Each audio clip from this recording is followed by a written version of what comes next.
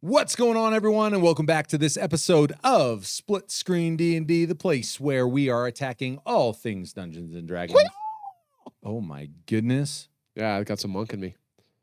Apparently. Yeah. But you know what? We're not talking about classes today. So before we get to hey, this is our 30th episode. Oh my goodness! And we like talking about top 10 things every 10 episodes. So you know what would be fun? Let's talk about not classes, because we already talked about that. What about those races?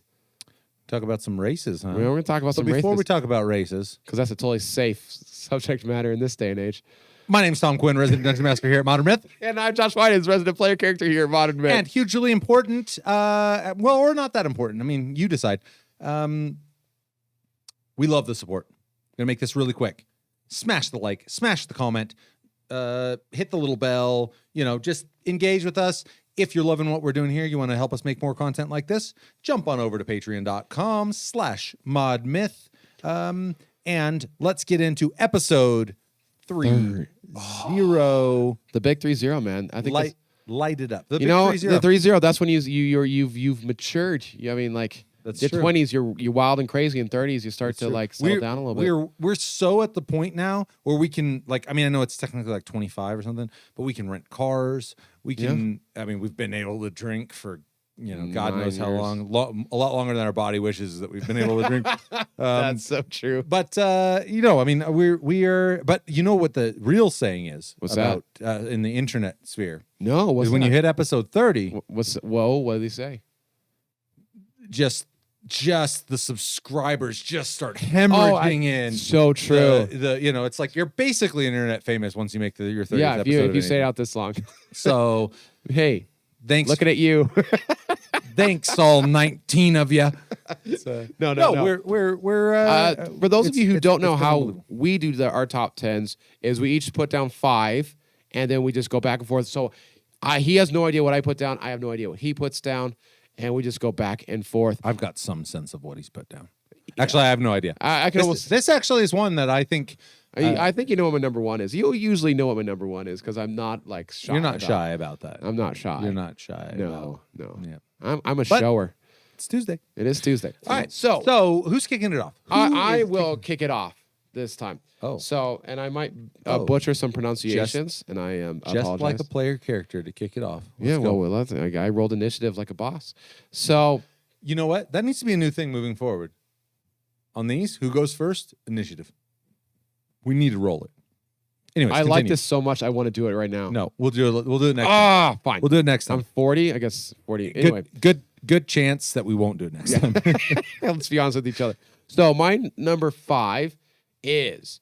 I understand, in this 5e space that we live in. Yes. Oh, that is an important caveat. Oh, we are 5e. talking about 5th edition classes here. Obviously, some of these will overlap with many other systems. We play in the D&D Forgotten Realms and all that stuff. Yeah. Tiefling gets so much love. And there's nothing wrong with Tiefling. I'm not dogging on Tiefling. Fuck Tiefling. No, there's nothing wrong with Tiefling. Sorry, my bad. But why is Asmar just not embraced by do you know who Asmars are? Yeah. The angelic side. Such an amazing plot hook, such an amazing entry to his story. You're being called by some celestial being because you have the celestial blood running through you. No one wants to be a goody two-shoes, that's why. But there's not just goody two-shoe Asmar. That's true. So there's a Scourge as well. And they have bomb-ass abilities. Flying, at level 3, flying is one of the best abilities you can have. I know DMs freaking hate flying. You can have an aura. I can feel like an aneurysm just starting. And you can have a frightened ability at 3rd, that depending on what branch of Asmar you're going. It's a great class, and I don't understand why is not more embraced. I think it's such a fantastic race. Yeah, I don't know if it's a chicken and the egg, if it's that I feel like everyone in the 5th edition space knows Tiefling, loves Tiefling. You see Tieflings everywhere in 5th edition. And don't get me wrong, nothing wrong with them. But here's what I'll say is I actually think it's that perception that keeps people in the Tiefling camp, not in the Aasimar camp. Because of the goody two shoes. Yeah. But what then? Why would you ever play Paladin? Well, I think 'Cause a paladin is a different form of goody two shoes. Well, no, Like- because Paladin has grown beyond the goody two shoe label. I think so. Aasimar can as well. Like, are you wrestling with it? Yeah, you're being called to a greater, higher purpose, but does that mean you follow it? Or only time will tell. I know there's like you can create a very interesting character.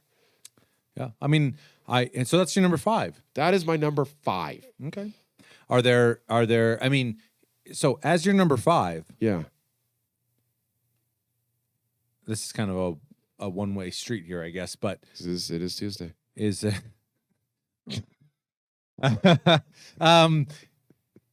can you see yourself Playing Aasimar? playing an Aasimar? Yeah.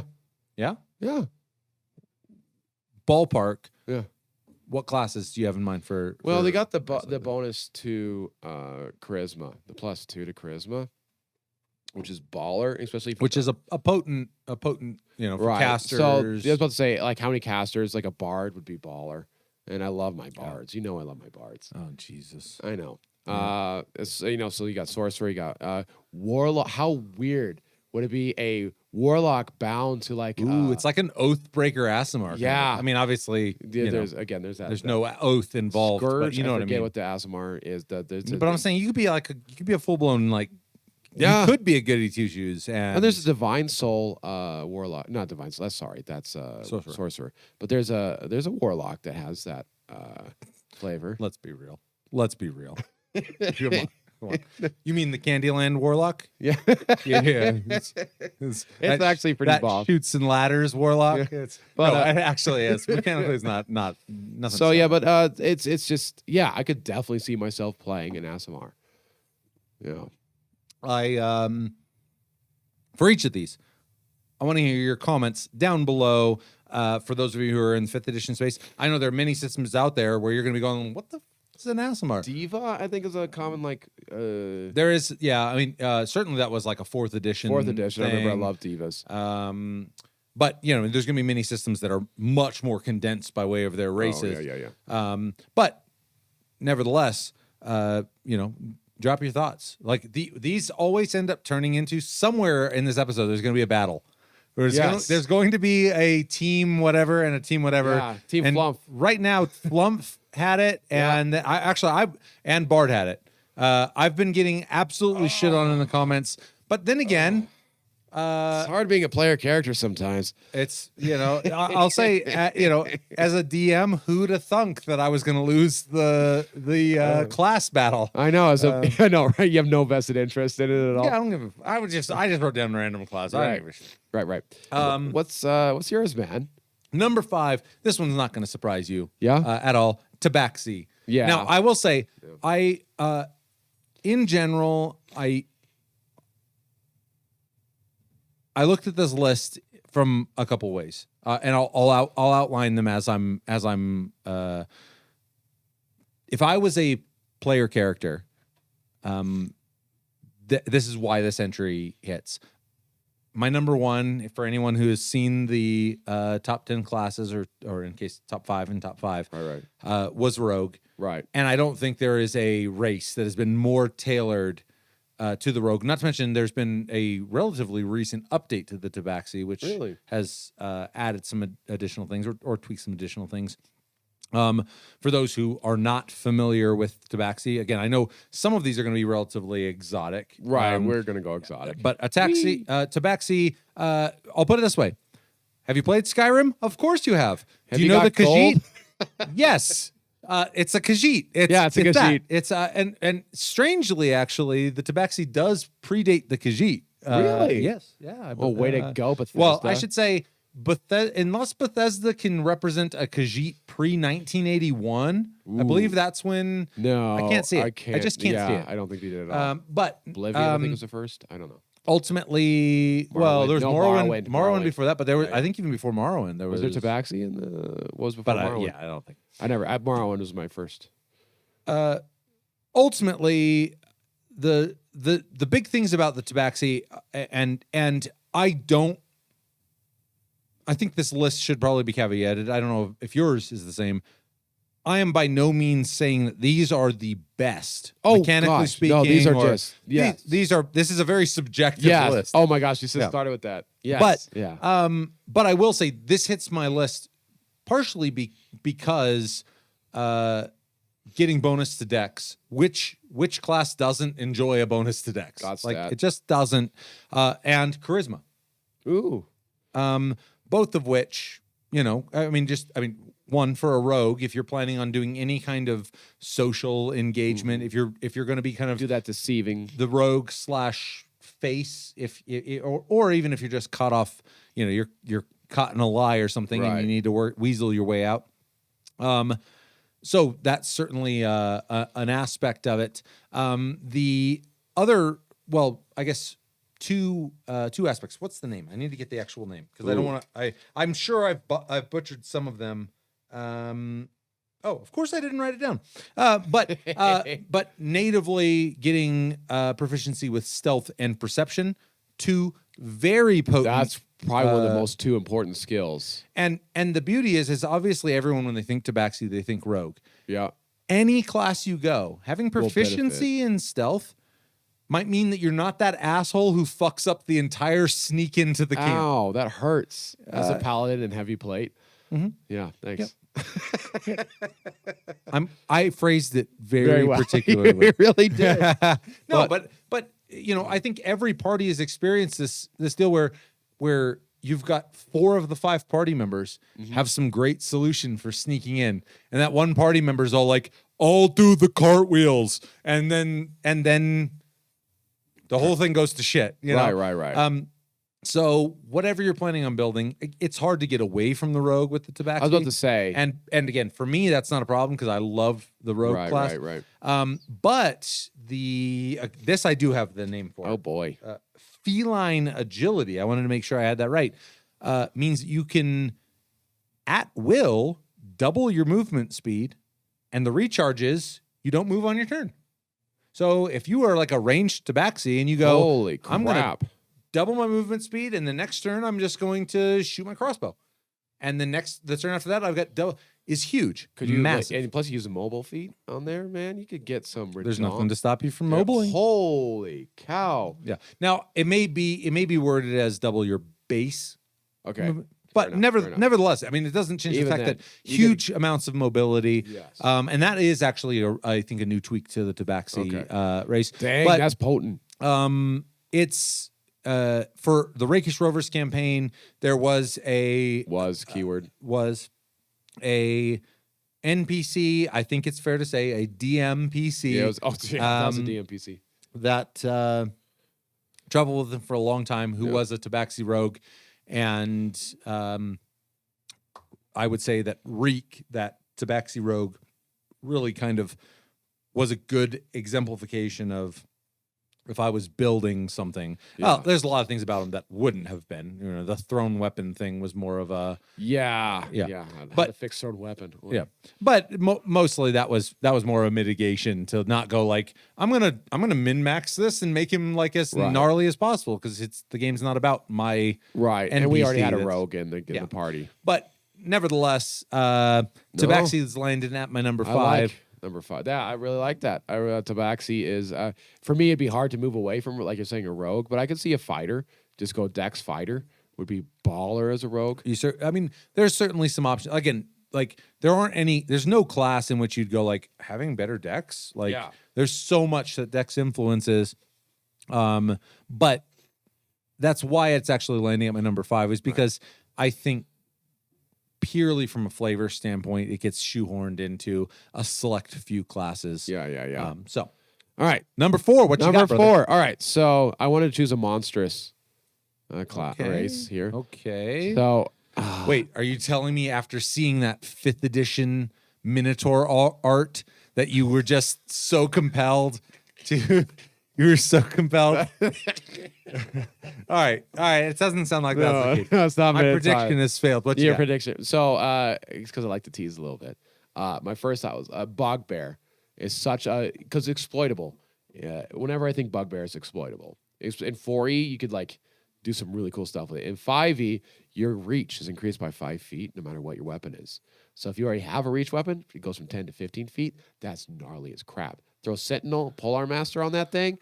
No, I'll tell you, if you had chosen Bugbear and came to me with your Tunnel with Fighter your, fighter, yeah, we may have had a different discussion. But is that it, Bugbear? Nope. Oh, nope, okay. I love Bugbear. Oh, wait. You just snuck in. You just did a whole breakdown on Bugbear. I did. That wasn't actually on your list. No, because he was really close. You son I know. I of a snuck bitch. in it. All right. Lizard Folk.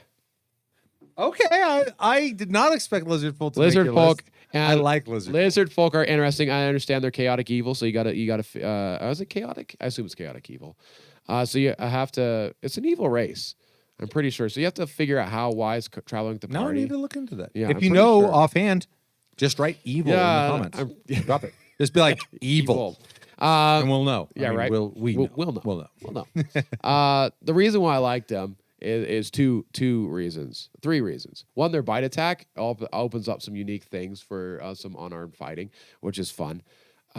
Two, they make shit out of carcasses, and I think that's so cool. Like, you all get done murdering things. He just or she is immediately starting to like make shields and clubs, tinkering, or just like I could just see him just chomping away, just eating raw flesh, like, and it doesn't care because it has. And this is my third favorite. This is why it's. I know exactly what you're about no to say. emotions whatsoever. Yeah, moral doesn't. Yeah, I would even say like makes Yuan-Ti look.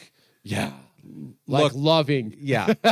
Yeah. And I that's something that really grabbed me about Lizard Folk is just how amoral. Yeah. It's just and they have no, like, I'm reminded of Drax from the Guardian of the Galaxies. Like, they don't understand, like, oh, we're going to be like shadows on the walls. Like, well, we can't be shadows on the wall. I'm a lizard folk. What are you talking about? Yeah. That's not possible. I am made of scale and teeth. Yeah, like, how would I become a shadow? Exactly, that whole thing. That is hilarious to me. It's just like, I don't know, it could be such a bomb-ass fighter. The something that I think, just as you're outlining that, if you were inclined to be both an evil party member and the comedic relief, what an archetype. Right. Like, being the one who's so evil and amoral that anytime anyone suggests anything, your job is basically to just go like, there's no way that could possibly come together. Which is a fun thing to play. And like, oh, how horrible is this? When like a team member falls, what's the first thing you do? You start making some arrows out of their dead carcass. Or eat them. Like, either way, it's like, that's what my character. Be hungry boy. That's what my character would do. I mean, you'd have to use that a lot for Lizard Folk. I have a feeling that the player who perma-died would love knowing that that's what your character would do. No, I did not expect that to be on your list. Yeah. I'm definitely caught off guard by that. And I really enjoy a little sideball, a little sidewind. I will say, don't do that. Like, be careful with that. You could be totally the bleep hole at your table. Your friend. Eat them. Yeah, I'm not advocating that. But no, Lizard Folk. Yeah, I really I'm a little blindsided by that. Like, I expected your list. I thought I had a pretty decent handle on your list. So I'm glad that you threw me a little curveball there.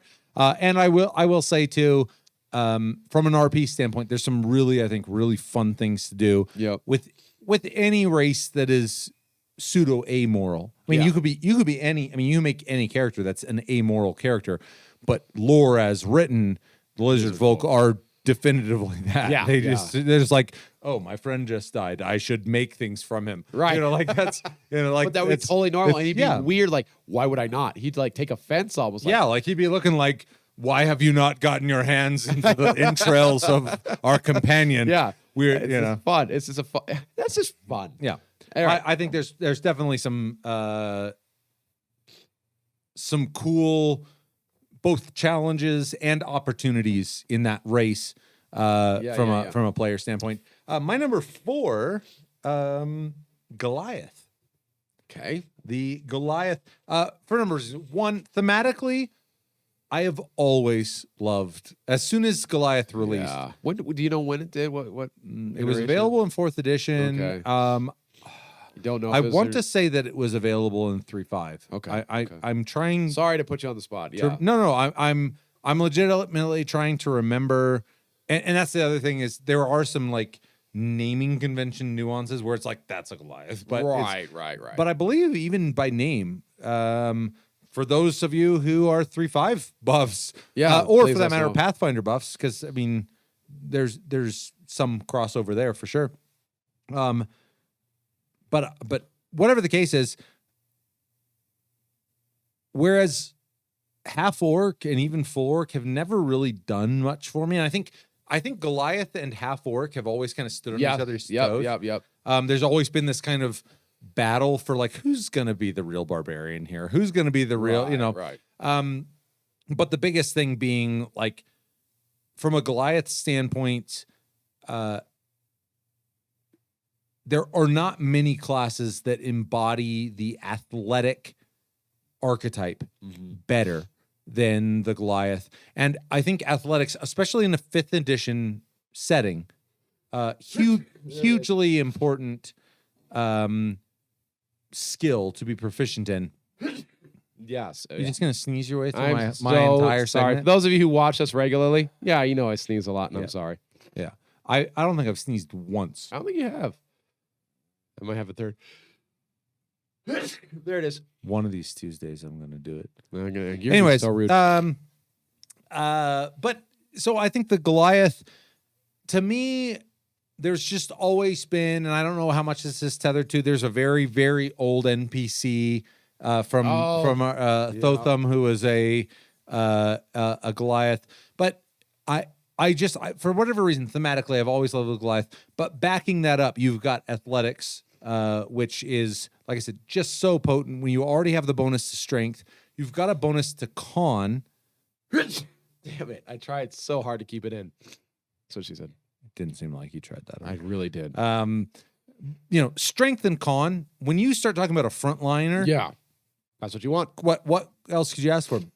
Something I'll say, and it's something that I think is criminally overlooked in 5th edition. But if ever you have a Goliath on your team, and just by the narrowest of margins, you're actually factoring in encumbrance and carrying weight. Huge, right?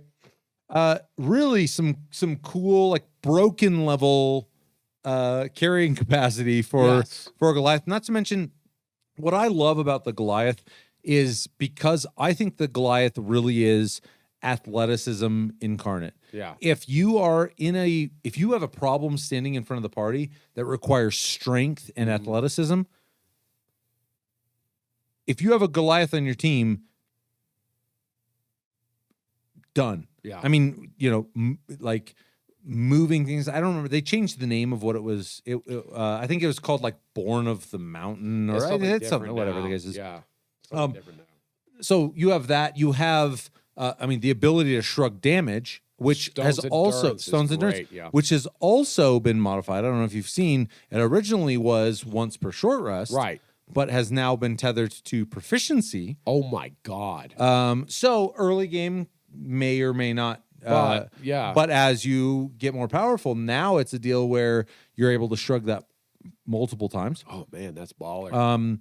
But so whatever the case is, like I said, it's primarily thematic. I mean, even if mechanically Goliath was absolute trash, I would go, it's on my list still because I love it. I love it thematically, but it actually happens to be the case that athletics is a very useful skill to have proficiency in, especially when you're getting the added +2 from the race. Yep. And for those reasons, I think it's really cool. What I love about a class or a race or a combination thereof is when definitive moments place a spotlight on a character. Yeah. And the moment in which that boulder ain't going to move itself and the room is filling up with water and, cool. Like the Goliath's got that moment where you really need to make that long jump so you can secure that rope so everyone else can get across. I mean, Right. whatever it's going to be. The Goliath has just always kind of stood in my mind as just a really robust, frankly, the epitome. I think a far better example than the half orc. Now, I will say, measuring up You better be against, careful. well, I think the half orc has some of its own strengths. Oh, When yeah. you're talking about purely athleticism, Yeah. I'd say athleticism laced with endurance and constitution. Yeah. I mean, there really just isn't a contender. And I say there isn't a contender. There are so many races that are showing up into the official documentation these days. Yeah. I imagine so many it's about races. 4 days before they're like, "Have you heard of Mecha Goliath?" And it's like, wait, what do you mean? Like, Yes, it's been ever on because anyway. Yeah. No, I totally agree. I would comment more, but guess what my number 3 is? Goliath? Goliath.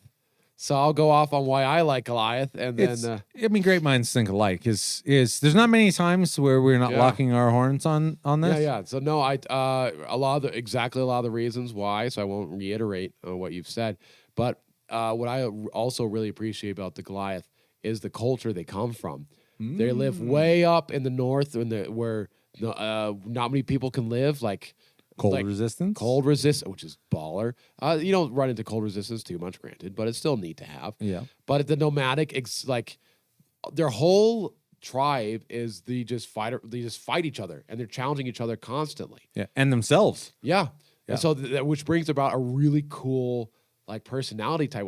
I'm a huge fan of Diablo 2 and 3 as well, and the barbarians from there just reek of Goliaths. Yeah. Like, yeah. Absolutely. So there's part of me just like, I just love them.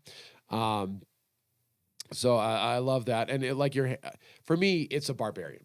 Like I just see Goliaths as barbarians, and Yeah, I think they are the class equivalent, the race equivalent of the barbarian class. Obviously, they can flex into not others. like fighter, but fighters, I don't know but if you're not being a melee fighter in some regards. I think you're likely going to be a melee frontliner. Yeah, I mean, there's just no what are you two ways what are about you doing it. about it? But you play your character. Though do what you want. Goliath Wizard, not too. Think about it. Just think about it. Approach your DM with it but don't say you got it from us. Just say it was an original idea. Okay, don't tag us with that. God, that's such a bad idea. But no, you play whatever you want, and plus, never mind.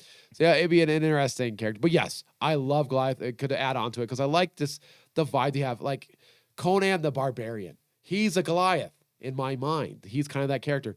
Now, there's a strong argument to say that he's a rogue. Yeah, And I've heard whispers. It makes sense, Yeah. when he gets into the Snake Temple. Is he killing everyone, or is he sneaking in? He's sneaking in. So anyway, I understand that, but he like that idea of who Conan. It just reminds me a lot of Goliath. I like what you touched on, and as from the DM standpoint, it's something that probably just gets breezed over a lot of times, but they make note in the. I'm trying to think which. There's actually been multiple iterations of the Goliath in publications, but effectively the idea that they are also well acclimated to living at or above 20,000 feet. Yes. As a DM, That's interesting. 100%. I would be thinking about elevation. If the Right. party is traveling to the Everest of, Right. I mean, you're pushing your way up into. Cool. I'd certainly be looking for constitution checks for elevation sickness and things like these. I'd probably absolve the Goliath on the team of that. Yeah. And again, that's there's nothing in 5th edition that accounts for elevation sickness Right. but what a cool way if you have a Goliath in the party to put the spotlight on their strengths. Right. As Yeah. so that character shot. I really do I right. really like that. So that's my number 3. All right, number 3 for Wow. for All right. me. I'm wondering how much we're going to overlap here. Actually, now that I didn't expect the Goliath to be on your Oh, list. really? I love Goliath. So far, I'm totally. I think I probably know you're number 1, but I'm totally off base on. Well, so far. if you make my Goliath is my backup character. for my. Oh, that's for my true. paladin. Okay. Yeah. Yep. Anyway, so who do you got? My number 3, Warforged.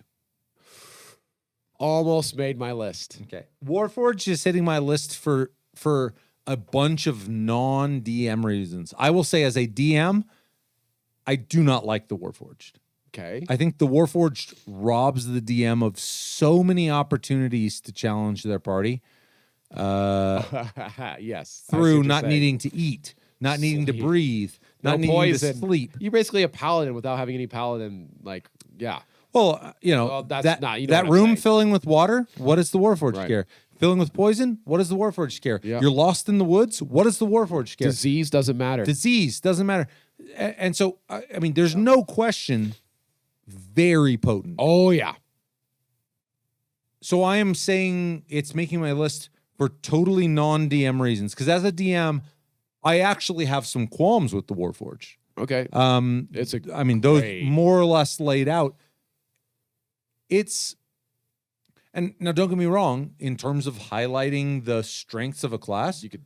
Yeah. that's and I right. just listed like 4 different ways that you could. But highlighting the strengths of the class is when that class is finding a solution for the party, not going, "What do you mean you're hungry?" You know, Yeah. that's not a solution. It's just you going, "I'm an asshole who doesn't play by the rest of the rules that literally every other class is." And I will say, I really, like I said, it's making my list. I love the Warforged conceptually. Yeah. And out of the DM chair, I don't think there's any question. Really, really potent. Very. If you just take everything else away. Now, I will say that beyond just that, going like, I'm a construct who doesn't need to eat, breathe, or sleep.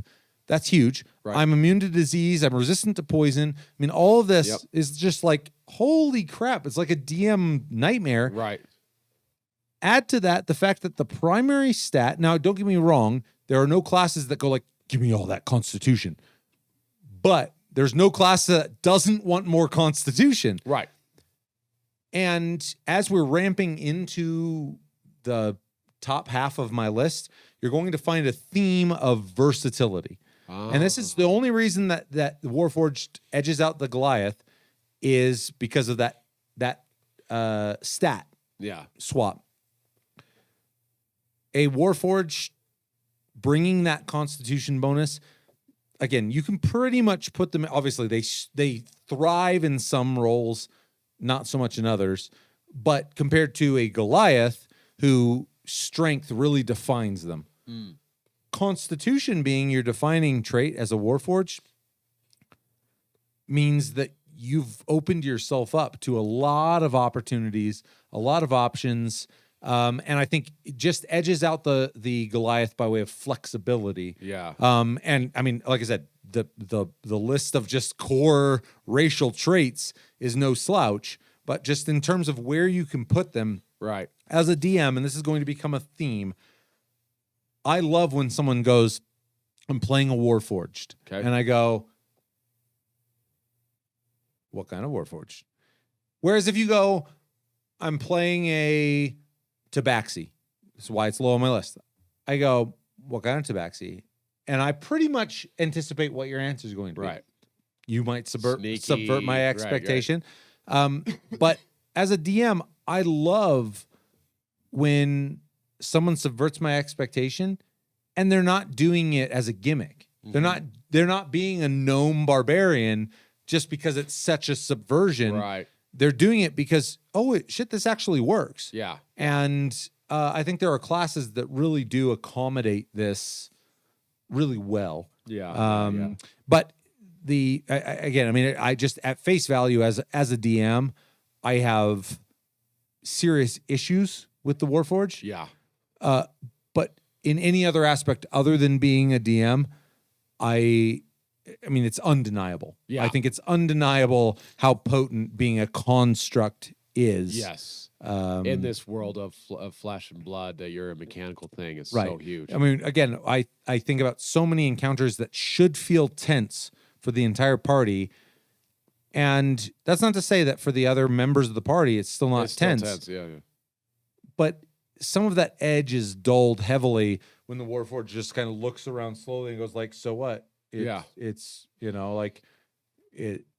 So what? The chamber's filling up with water. What do I care? Right. I will lend myself however you need me, but I'm still, I'm unfazed by an encounter that should be horrifying for literally any other race. I mean, water. There are some Genasi implications there. There are some sure, but you know what I mean. Yeah. No, I totally agree. As a player, like Warforged is like it was very close to making it to my list. Yeah, and again, there are not that many mechanical entries. When I don't mean mechanics of the game, but construct kind of thing. Constructs. Yeah, and for that reason, they kind of stand alone. There's the Spelljammer gnome. I haven't looked too much into Spelljammer but yet. it's just like a robo gnome or whatever. It's some weird. Isn't there a space hamster in Spelljammer? You're probably because that might make my list real fast. There's the space hamster. It's not playable. Oh no! I want to play as a space hamster. I'm pretty confident they haven't made it playable. Yeah, it's going to be real fast because I think space hamster is going to take off. Hey, homebrew it, baby, homebrew. There's a whole party of space hamsters. I would love that. You just roll around in a wheel or something. Yeah, it's through space. All right, number 2. What you got? Number 2. What you got? So we're in the real deal now. This is the real deal. The real deal. What you got? This probably will surprise you. Oh, I've been surprised thus far. So, because I don't know if I would play these super often, but they're just so interesting, and the reason why is they're just so varied. So I don't know how we want to approach this. I will say the overall, and if you want to be like me to pick my particular favorite because it's such a overarching thing, I can do that. But elves. I mean, obviously there are many variants, but let's as we drill in, maybe we drill towards something that is an obvious right. But I mean, I think at face value, hit me with why elves make the list. Period. I think a lot of it goes just back to the roots. Like when you think back to the classic 3, you got your humans, dwarves, which I also freaking love dwarves. Don't get me wrong, dwarves are freaking amazing. Ew, I don't like dwarves. Dwarves are awesome, dude. And elves, and elves, especially like when Tolkien's elves are like superhumans. They're just so freaking badass. Yeah. So that's like your first introduction, at least for my first introduction to elves, was like they are a step above humans. And then if they were in like a sci-fi setting, would it be fair to say that they were like Eldar or Protoss? Would that be not an unreasonable? I think that would not be unreasonable actually at all. So what would be the Zerg? The Zerg would be like the orcs. What would Zerg be? There's not a really solid. The Horde. I guess the Horde really is kind of fits that. We're being attacked. But hit it in the comments. What's the Zerg? Yeah, what is Zerg? But no, I love the elves. And in 5th edition, what I love about elves is like it's kind of like you're saying, it's so versatile because there's so many. There's their high elves, your wood elves, your drow. They call them dark elves. I don't know why, but the drow. There's like astral elves is a new thing. There's like so many. I think that's elves. a Spelljammer thing as well. Yeah, I think it is. Which is so cool because you can play it. So there's the lore is interesting. They come from the Fae, and then you go into the pantheon, which is also really interesting. And you learn about the history of Lolth, one of the most interesting goddesses out there, and how she interacted with the what's his name? Sorry, internet. I can't recall off the top of my head. Drop it in the comments. Yeah, I know exactly who who you're talking about, but I'll butcher it. It was and then just the whole history and the lore. It's so just fascinating. Well, I think hitting on what I'll call kind of a nucleated race, like one of the big 3. And I think actually it's spread out to probably because halfling has kind of worked its way in as like it's true. And it was also fun. Yeah. But I think you're dead on. There's so much lore behind the humans in D&D, the dwarves in D&D, the elves in D&D. Yeah. Increasingly, I think halflings have found their place.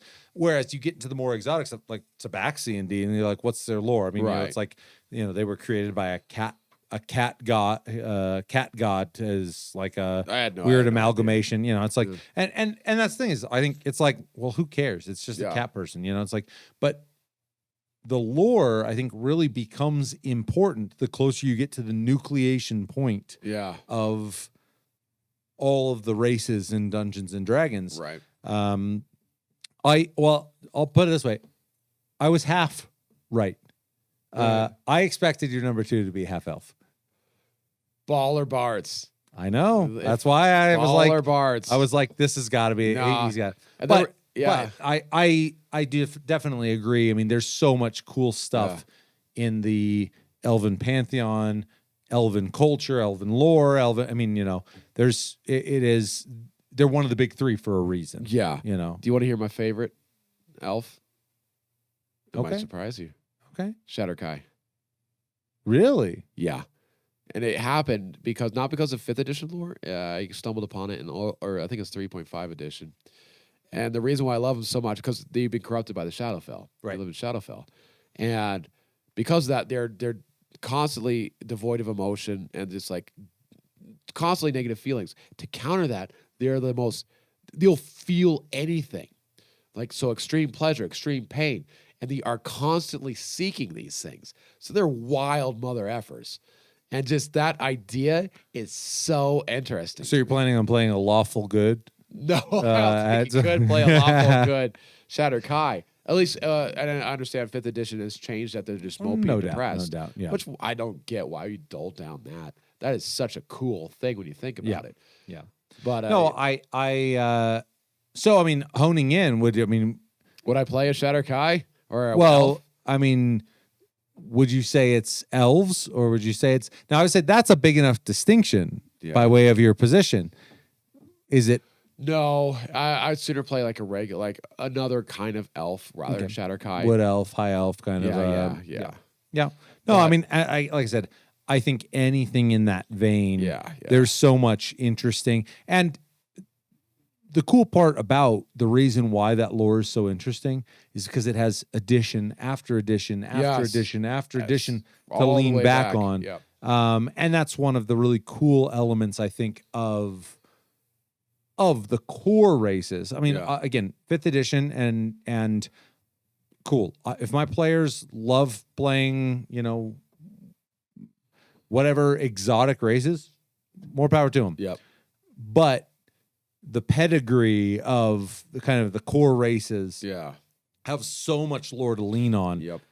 So I'm definitely about All right, that. buddy. We gotta get going. What's your number 2, bud? Number 2. What do you got? Human. Oh, human.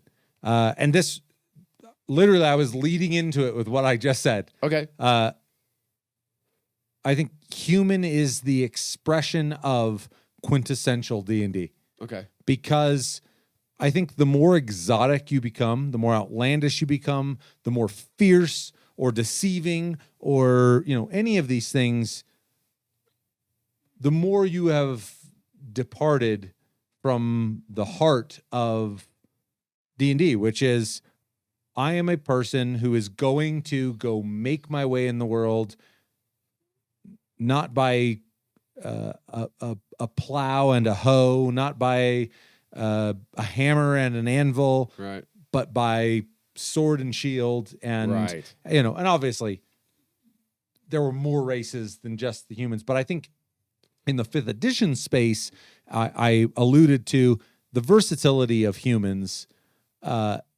really is, and I think this goes whether you're talking about variant or not. Variant obviously is hugely popular. That extra feat is unquestionably a carrot dangling for people considering playing human. What I love as a DM is when someone is playing a human, especially a variant, is they're telling me a lot about who they think they are with that first feat that they pick. Ooh, that first feat really does start to say, and I don't think there are many races like, okay, you go, I'm a Goliath, I'm an orc, I'm a tiefling, I'm a elf, I'm a, now again, obviously there are many sub races that are going to start to tell the tale. But if you go, I'm a variant human, which in my experience overwhelmingly is the human selection. Yeah. And this is the feat that kicks me off. This is the feat that, I'm birthing myself into this world with this feat. There are not many races that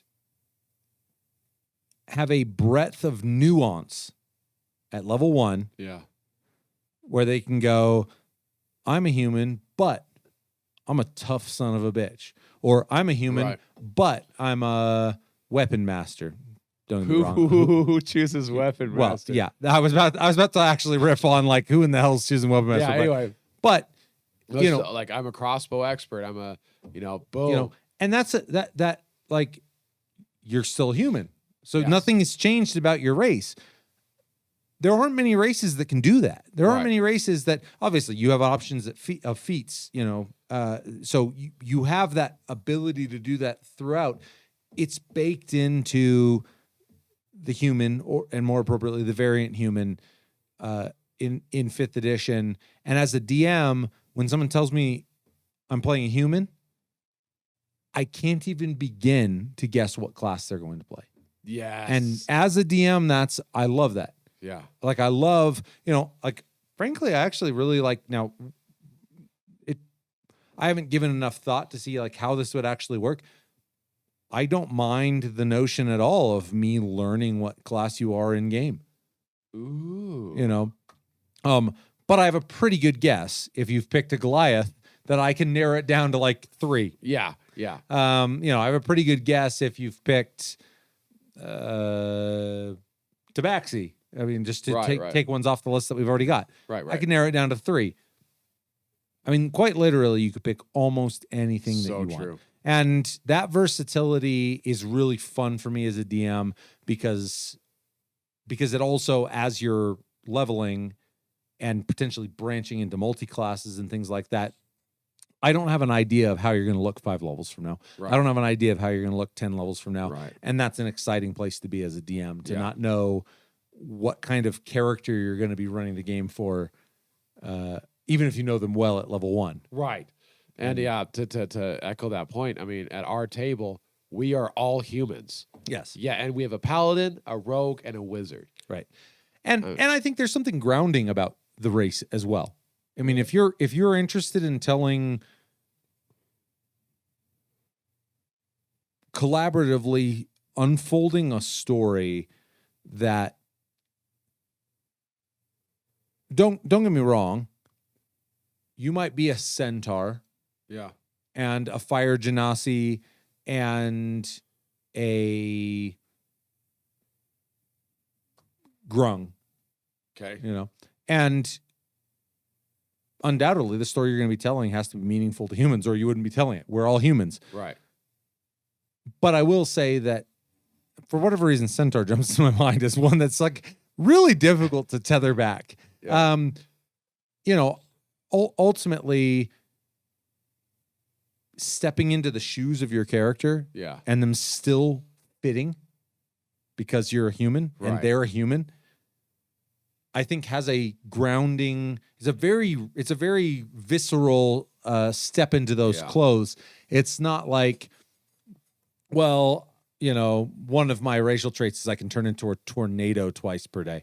It's like I relate to that because I also torn into a tornado. I know. I've seen as a human being you thinking that you're a tornado. What?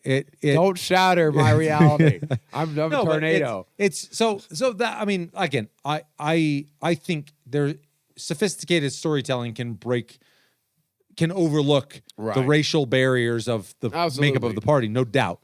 But I do think that it's one less barrier to clear. No, as I a human. Totally agree. And I would continue, but I need to tell you what my number 1 is. What's your number 1? I was human. I was torn between half elf and human. It's totally. Actually, now I think about it, half elf maybe should have been on my list. I don't regret putting elf on my list, but human.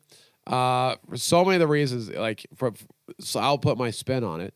But the 1 D&D, all hail 1 D&D. What's one of the things I want to tell? I can make myself the hero. Well, if you want to make yourself the hero, what easier path than to make yourself a human?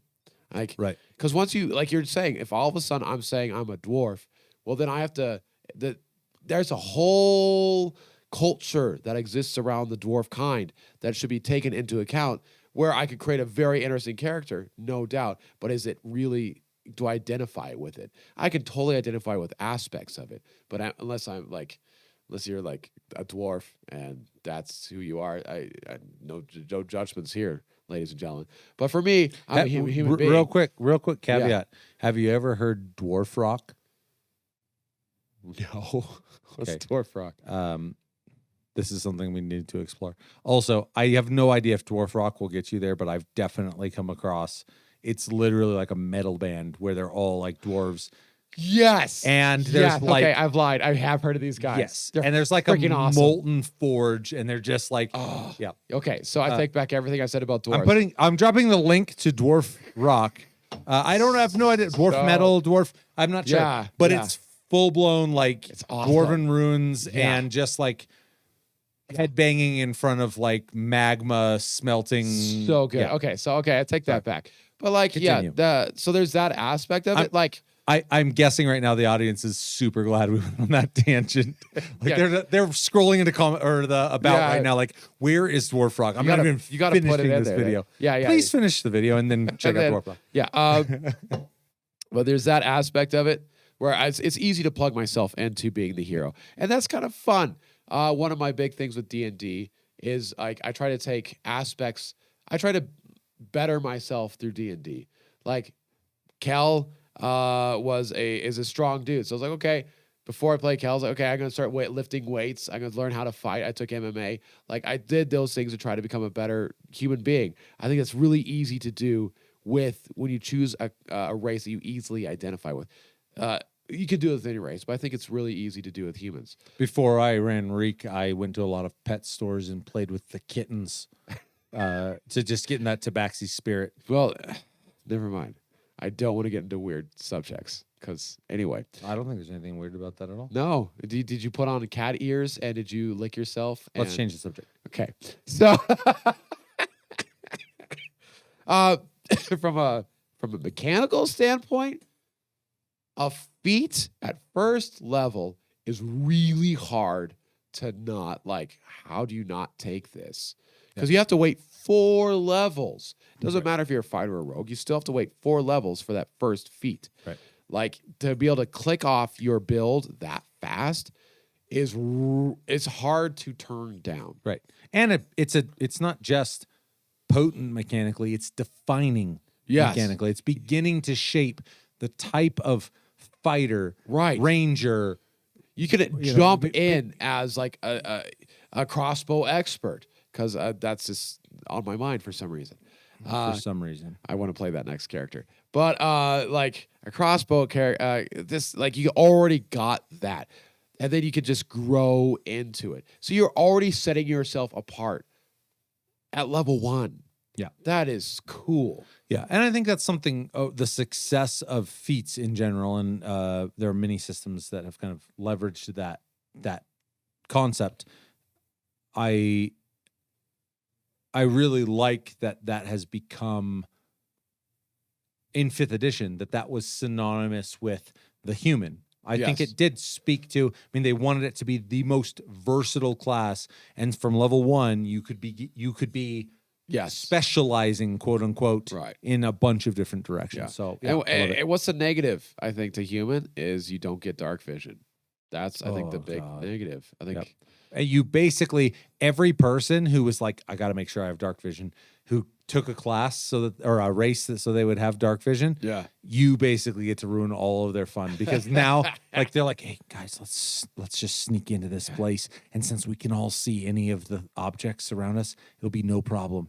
And you're the guy who literally like you can hear like the clatter of rock every time you're stumbling over something. So that'd just be a party of all humans like we're doing, and it's no problem. You all stumble together. Yeah. But you guys enjoy your torchlight and your your paladin blooming of light. So just multi-class and sorcerer to get some cantrips. But no, I think human is just a fantastic race, and I think it is. Yeah. And it's interesting because it's the race that when you consider every other option, it's like, how does anyone ever choose human? And I think the fact that I actually think it's a relatively popular race. Oh, I have no doubt. You know, it's a popular race. and not just for I mean for whatever the Human mechanical Fighter, I think was long ago, but I think it was. But I think if you beyond the mechanical, I think there is something else that roots that race as being an important institution. It's like you're already playing make believe. Why is human even an option? Why do humans even exist in Dungeons and Dragons? You're creating hero stories. Like when we read, I guess Lord of the Rings is the best example. Well, actually, it might be because when you look at Frodo, we identify with his human qualities. I mean, I can't stand that little shit. I completely agree. But it is one of those deals where, with all the eye candy, these races that, tieflings with their horns and they're kind of this infernal. I think that's what it is. I'm going to be honest with you. I think it's the tails. People like I don't get the tails, but some people like tails. Some people big into it. Really a lot of people big into it. Really big into it. Oh. Yep. That's the tieflings, if you like the tails. Are you ready? You're not going to be ready for this one. I can tell you. wait. I promise you're not going to be ready. Can I guess? Yes. Halfling? You ready? Yeah, what is it? Number 1, changeling. Oh, you piece of shit. That's an Eberron, isn't it? Eberron. Yeah, it's part of Eberron. Changeling for a very specific reason. Because you can turn into anything? Because baked into the race of changeling, I think is one of the most player-derived mechanics. Okay. In all of 5th edition. Going to be honest with you. I know changelings from 4th edition. I'm not super familiar with 5th edition. You basically know them from 5th. Okay. The beauty is now, obviously, they have bonuses to, you're talking about, you can choose, but likely deception. Right. Your kind of charisma, your underhanded charisma skills. That's great. But the design of the changeling is, hey, I can turn into whoever I want to turn into. I don't have any of their stuff. I'm not dressed the way they would dress. I'm not, And changeling kind of in itself is this little mini social puzzle for the player who's playing them to go, I need to engage with the world meaningfully. If I'm going to be an effective changeling, you don't even have a choice. Cool. You want to go make a deception check? You just want to play the roll dice and you're naked. You're not wearing any clothes. You're you look exactly like them, but they're going like, but sir, where are your clothes? And he's like, well, just let me into the manor. I'm going to just do things. Just, Yeah. Like it's literally the whole package is baked right into the class. If you want to be a successful changeling, you are going to utilize the class features as any class would do. But in doing so, you need to be aware of all sorts of things about the person you are abducting their form of. And that demands what I think is very good player etiquette for engaging with the world. Ooh. There's nothing. If someone just went like, oh, remember we saw the Count and I'm going to turn into him. And I'll go, great. You now look exactly and talk exactly like the Count. Yeah. And if they go, all right, I'm going to go into their manor and I'm going to do my thing. I love where their head's at. But there's all sorts of questions. Yeah. You're wearing rags right now. Like you don't look anything like the Count. You don't do you have an idea of how the Count dresses? What kind of company he keeps? What kind of right. And it immediately, I think, there are very few classes. In fact, I'm racking my brain trying to think of a class that goes to be your race the way it's intended to be. Cool. You want to be a Goliath? Move heavy shit. Yeah. You're gonna have opportunities to do it. Do it. Yeah. That's a far cry from perfectly emulate another organism in the world. It basically, I think it's such a good trainer for thinking about both exploration and social in meaningful ways that I had a really hard time because, frankly, the class itself. I mean, I'm not the first person I would go like, if I was playing a character, I'd be a changeling. Right. But as a DM, a player who really committed to that role and going like, there's nowhere we can't go. There's nothing we can't do if I'm playing my cards right.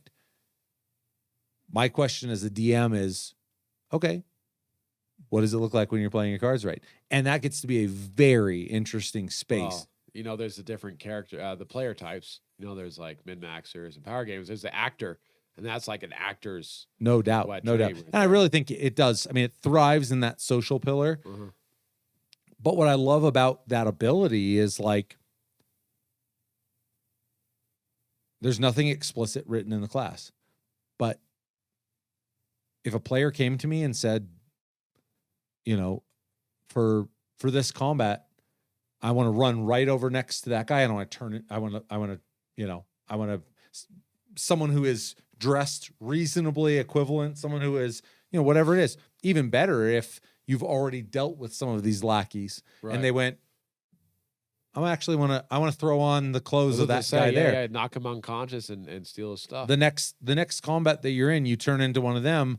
I mean, as a DM, I'm already going like, this is why the game exists the way it does, because so much about that class just asks you as a player, like, be creative using this ability. There aren't many classes that have an ability. Yeah. It's very akin to really cool wizard utility spells. Oh yeah, but where you can kind of, and because it's at will. Yeah.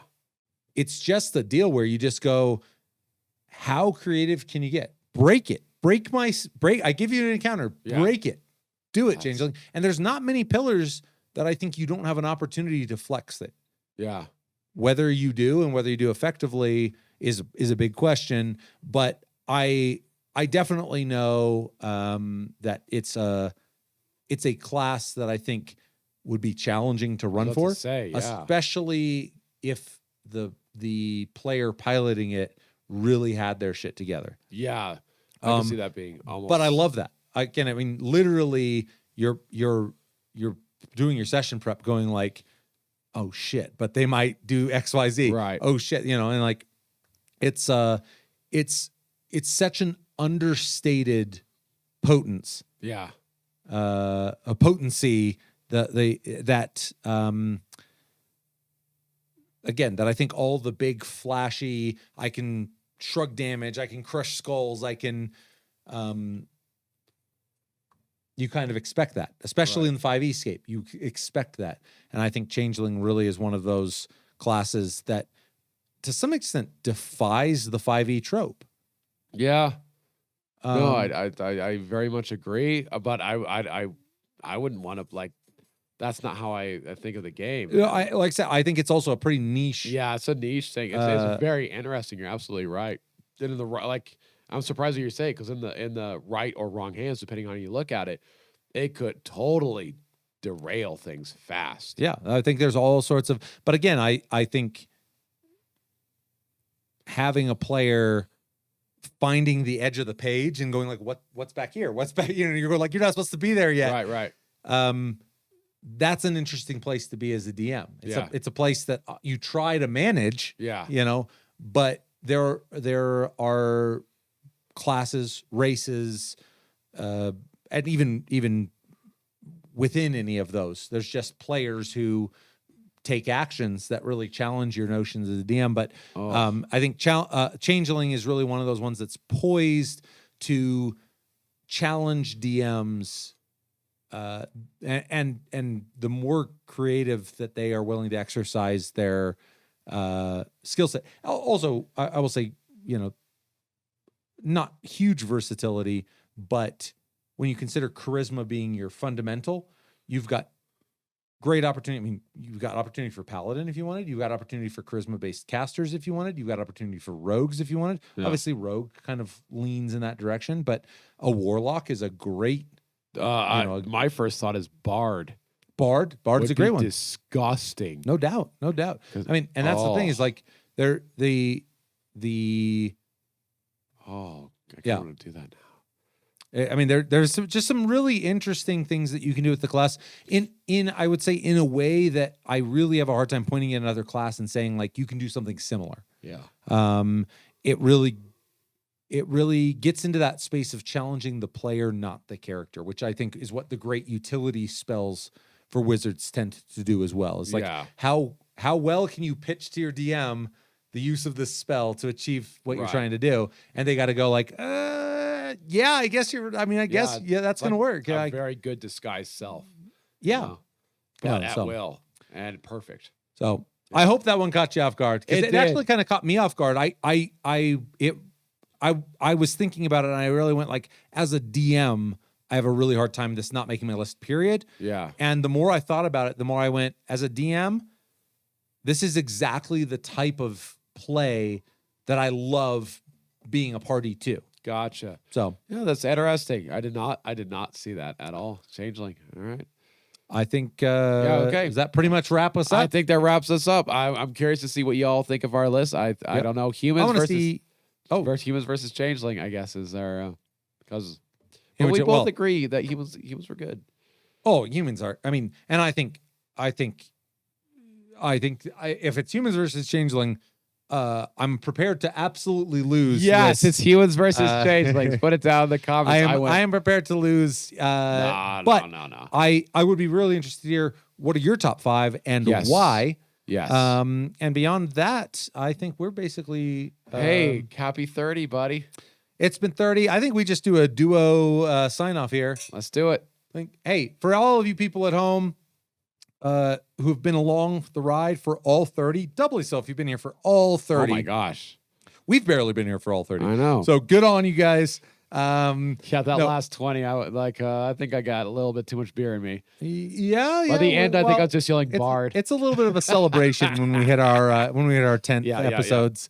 But we hugely appreciate you guys joining us here at Split Screen D&D. I think all that needs to be said is thank you for joining us for this 30. Until the next 30, the world is yours.